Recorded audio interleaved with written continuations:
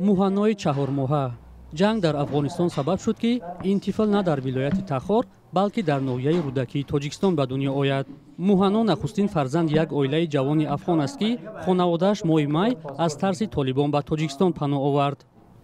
واقعا بسیار مشکلات و دشواری را کشیدیم تا اینجا که رسیدم. من تا آخرای ماه نو بود، من ایش نمیخواستم که از تخار سفر داشته باشم، حتی از تخار از یک ولایت به دیگه ولایت، چون او مشکلات خود یک مادر، خود یک زن میتونه درک کنه که چقدر با مشکل مواجه است. ولی چون به خاطر آینده، به خاطر نگران بودن وضعیتمون، ما گفتیم که اگر طفلمان به دنیا بیاید افغانستان، باز ما امو خرج و مصرفی رو نداشتیم که 3 نفر باز ما پاسپورت و ویزا و چیزایش بگیریم. به همون خاطر گفتیم میشه که در کشور دومی بریم به اونجا به دنیا بیاید که برش یک امیدواری برای آیندهش باشه، مثلا پاسپورت هم کشور بگیره دیگه. تحمینا دانشگاهро хатм кардааст ва мегӯяд дар вилояти Тахор ба ҳайси фаъоли ҷомеаи маданӣ кор мекард.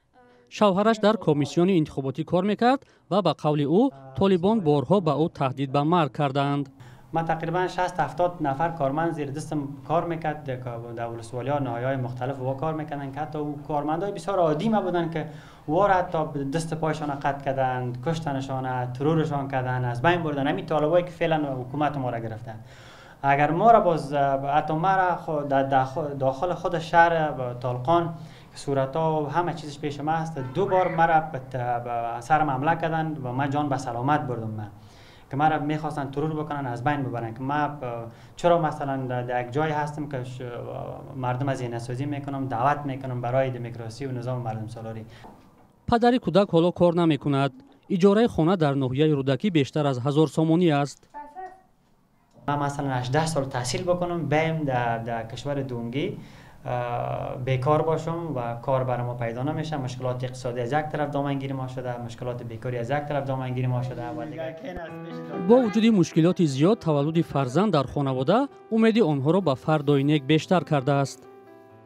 با این مصروف هستیم، با خندگکاش، با قصایکاش، با چیرش، با سیما. والدانی مуҳанно орзу доранд ки духтарашон шаҳрвандии Тоҷикистонро соҳиб шавад ва оянда кору зиндагиашро дар кишвар идома диҳад, аммо намедонанд ки то куҷо ин имконпазир аст.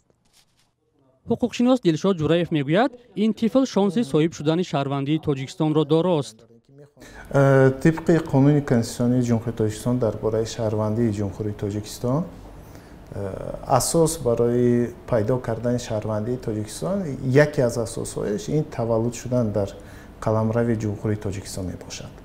در حالتی که شما نقل کردید، اونجا امکانیت به دست آوردن شهروندی جمهوری تاجیکستان برای این دخترچه نوزاد وجود دارد.